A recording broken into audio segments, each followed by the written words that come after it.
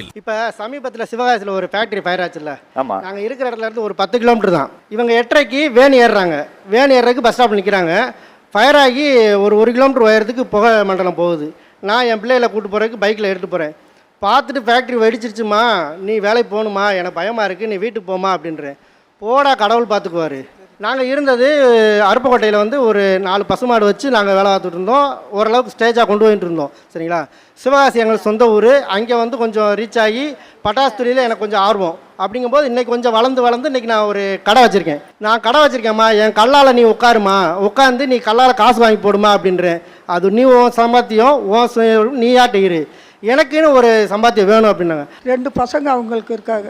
2 பேர் பள்ளிக்கூடம் போயிடுறாங்க. அவங்க 2 பேர் கடைக்கு போயிடுறாங்க. நான் ஒரு ஆள் மட்டும் அங்கே இருந்து வீட்டுக்குள்ளே டீ பார்த்துட்டு என்னால் இருக்க முடியலப்பா, மேல் ரொம்ப கடன் எடுக்குது, அந்த ஒரு காரணம் நான் வாட்ட நான் போகிறேன் அப்படின்னு சொல்லி கீழே இந்த உட்காந்து இந்த அட்டையை மடித்து பின்னடிக்கிற வேலை.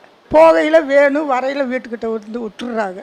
இது உனக்கு என்னப்பா கஷ்டம்? நான் இப்போ போனதுனால இப்போ வரப்போ இத்தனை சனத்தை பார்த்தேன், நான் வீட்டில் இருந்து இத்தனை சனத்தை பார்க்க முடியுமா அப்படின்னு சொல்லிட்டு நான் போய்கிட்டே இருக்கேன்.